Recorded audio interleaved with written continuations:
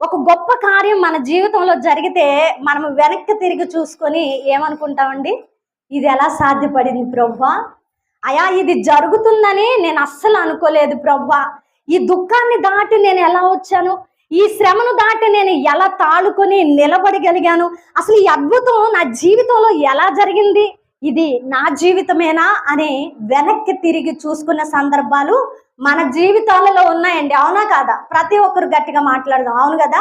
మరి అలాంటి సందర్భాన్ని ఈరోజు దేవుడు మనతో మాట్లాడుతూ జ్ఞాపకం చేస్తున్నారు. అయితే నేను మన జీవితానికి మూలమైన మాటను మాట్లాడడానికి ఇష్టపడుతూ ఉన్నానండి. ఎందుకంటే మనము యథార్థమైన దేవుణ్ణి కలిగి ఉన్నాం కదా, సజీవుడైన దేవుణ్ణి కలిగి ఉన్నాం కదా. కాబట్టి లోకస్తుల వలె మనము ఏదో సాదా సీదా భక్తి చేసి